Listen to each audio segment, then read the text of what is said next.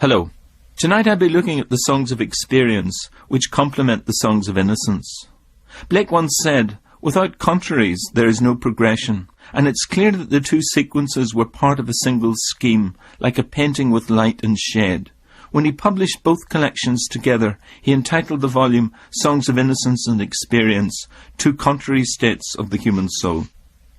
As with the Songs of Innocence, the Songs of Experience also begins with a poem entitled Introduction, and the contrast with Innocence is immediate. Gone is the piper. Here Blake's voice is the bard, authoritative, foreboding, severe. Hear the voice of the bard, who present, past, and future sees, whose ears have heard the holy word that walked among the ancient trees, calling the lapsed soul, and weeping in the evening dew that might control the starry pole, and fallen, fallen, light renew. O earth, return. Night is worn, and the morn rises from the slumberous mass. Turn away no more.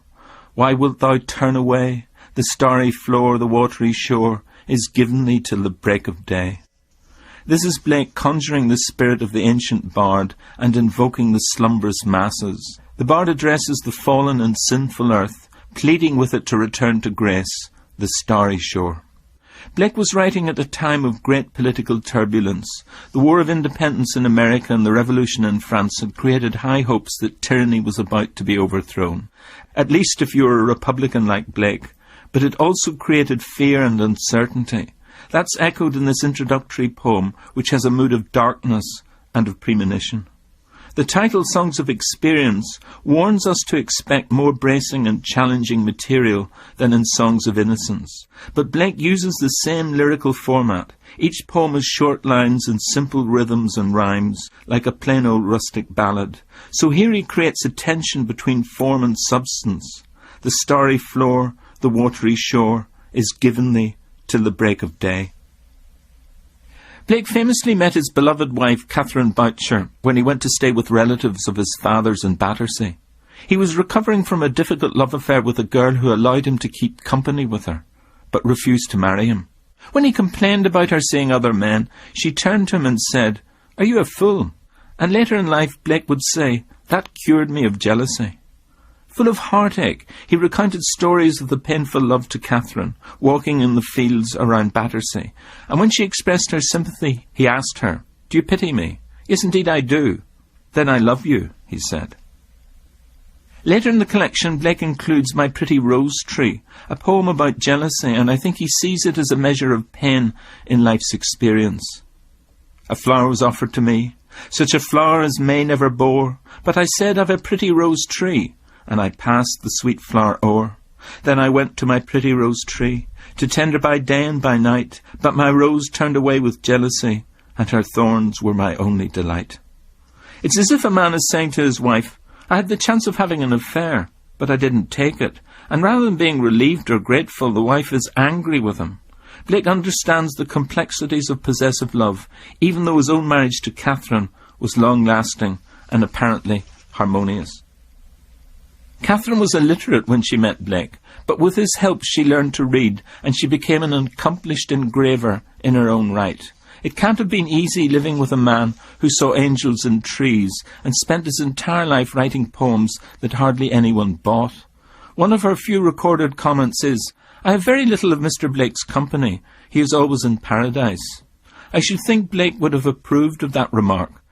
There are strong echoes of a paradise in a poisoned tree, which draws an imagery from the Garden of Eden, but which Blake uses as a kind of subterfuge to tell a darker story. "I was angry with my friend. I told my wrath did end. I was angry with my foe. I told it not, my wrath did grow. And I watered it in fears, night and morning with my tears, and I sunned it with smiles and with soft deceitful wiles, and it grew both day and night, till it bore an apple bright, and my foe beheld it shine, and he knew that it was mine. And into my garden stole, when the night had veiled the pole, in the morning glad I see my foe outstretched beneath the tree." This is a great poem about friendship, or what one thought of as friendship, but which turned out to be something else. Blake uses the figure of the poison tree as a vehicle for describing the way in which love between friends can be transferred into hatred and anger. There's an intense psychology here, how people project their fears and self-loathing onto one another. It is a version of the fall of Eden because the foe's outstretched beneath the tree. Although I don't think it's about taking the apple of the tree of knowledge, but rather going against the friend, and the ending is very sinister. As if two people were friends and then one of the friends does something that makes him vulnerable, and the other seizes the opportunity of striking him while he's down and pounces on him, and that's the end of the friendship. To me, the most perfect poem in the collection, and one of the greatest English lyrics, is The Sick Rose, which opens with the extraordinary and arresting image of a rose affected by disease. O rose, thou art sick. The invisible worm that flies in the night in the howling storm has found out thy bed of crimson joy, and his dark secret love does thy life destroy. The bed of crimson joy stands for Blake's ideal of happiness, an England before the monarchies imposed order and repression. The bed of crimson joy may also be the Garden of Eden, as in Milton's poem Paradise Lost, which itself stands for the English Commonwealth. The invisible worm has all kinds of resonances with Satan and the evil angels in the second book of Paradise Lost, and the war in heaven that led to the fall of man. For Milton, the fall represents the collapse of the English Commonwealth and the restoration of the monarchy, and for Blake the howling storm is the storm of existence, Blake's experience in the turmoil in England, the struggle for freedom, and the reaction against the revolutionary wars in America. But as you'd expect with Blake, the tone is not ecclesiastical, but almost pantheistic. Blake was a Christian, but he was strongly opposed to authority and hierarchies. His Christianity was strictly egalitarian. He was once asked if he believed in the divinity of Christ, and he said, "He is the only God," and quickly added, "But so am I, and so are you." Although it has the simplicity of a nursery rhyme, the poem has enormous political sophistication and technical subtlety. Look at the strange phrase, dark secret love, where I think Blake is referring to powerful sexual love. He puts an extra beat into the line, an extra syllable, giving a strong and deliberate emphasis to the word dark. Tiger, tiger, burning bright, in the forests of the night, what a mortal hand or eye could frame thy fearful symmetry? In what distant deeps or skies burnt the fire of thine eyes? On what wings dare he aspire? What the hand dare seize the fire? And what shoulder and what art could twist the sinews of thy heart? And when thy heart began to beat, what dread hand and what dread feet? What the hammer, what the chain? In what furnace was thy brain? What the anvil, what dread grasp dare its deadly terrors clasp? When the stars threw down their spears and watered heaven with their tears, did he smile his work to see? Did he who made the lamb make thee? Tiger, tiger, burning bright, in the forests of the night, what a mortal hand or eye dare frame thy fearful symmetry? It's a poem or song that I've known all my life, and I think it is a truly great work. But what does it mean?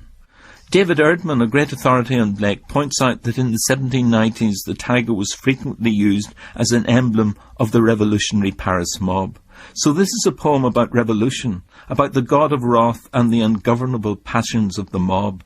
But the God of wrath is also the God of mercy, the God who created the lamb. So the poem is asking a question. How did this natural and virtuous force, the spirit of popular descent, create a tigerish world of massacre and bloodshed? In the third verse, Blake seems to presage the ideas dealt with by Mary Shelley in Frankenstein. And what shoulder and what art could twist the sinews of thy heart? Shelley's Frankenstein monster is also a symbol of the mob, which is a new force in politics, the appetite of the masses. When the stars threw down their spears and showered heaven with their tears. Of course there's a prophetic, almost wishful element to this, as if Blake were entreating the spears of soldiers to be transformed into tears and into mercy and forgiveness. London, a further poem in this collection, deepens the anger and despair that Blake feels. I wander through each chartered street, near where the chartered Thames does flow, and mark in every face I meet marks of weakness, marks of woe. in every cry of every man, in every infant's cry of fear, in every voice, in every ban, the mind-forged manacles I hear. How the chimney sweepers cry, every blackening church appalls, and the hapless soldier's sigh runs in blood down palace walls. But most through midnight streets I hear how the youthful harlot's curse blasts the newborn infant's tear and blights with plagues the marriage hearse. This is an enormously powerful apocalyptic poem. It's very interesting technically. He uses simple vocabulary and repetition to create a sense of incantation, as if a spell were being cast. The chartered streets refers to the system of commercial management or charters that existed in the city. The same system extends into nature too, the chartered Thames. Blake is saying that even the ancient and unencumbered river is managed for profit. Having repeated chartered, his next repetition is grammatically more elaborate, and mark in every face I meet, marks of weakness, marks of woe. The first mark means observe, and the second means signs, and by linking himself grammatically with what he's observing, Blake makes us feel that he's intimately involved in the suffering that he sees. We also feel implicated too. The three repetitions of mark create a sense of inescapability, as if the misery, like the signs or marks of it, are all around us and unavoidable. He uses the same device in the next stanza, in every cry of every man, where he uses every 5 times. Suffering is ubiquitous. The lines about the chimney sweeper and the soldier are technically fascinating. Blake is using a completely original effect of pictorial compression. In the space of 10 words, he makes the meaning skip from one sense to another, so that a noise becomes a colour. He does this twice. How the chimney sweepers cry, every blackening church appalls. The shout of the chimney sweep turns into the church walls, which are blackened by pollution and by the commercial system that forces innocent children to sweep chimneys. Then the breath of the dying soldier turns into the crimson of the palace walls, and the hapless soldier's sigh runs in blood down palace walls. The effect is instantaneous, as vivid as a film, and you can virtually see the soldier collapsing against the wall of the palace. Perhaps he's been executed. Perhaps he's defending the monarchy from revolutionaries. The palace stands for tyranny, obviously. In that sense, these are among the most subversive lines in English poetry. A cry of indignation against war and commercial abuse, or against what we might call the military-industrial complex. And in the final verse, Blake goes even further. The harlot's curse has a double meaning. On one level it is a shriek of anguish which causes the newborn infant's tears. But the curse also refers to venereal disease transferred from a prostitute to a married man and then on to his wife, so that it blights with plagues the marriage hearse. So he's attacking not just the church, but also the fundamental systems of abuse and hypocrisy that keep a corrupt society functioning. By the end of the poem we have a sense that an era is coming to an end, as if there's a revolution ahead. This is dangerous writing. We know that Blake applauded the revolution of 1789 and wore the bonnet rouge or red cap in support of the revolutionaries. But when news arrived of the executions and the terror, he threw the cap away in disgust. Blake is attacking the present system, but at the same time he's concerned about what will happen next. Tomorrow I'll be looking more closely at America and its effect on Blake, who saw it as more than just an image of liberty, but as a nation where political freedom could be a reality. Until then, good night.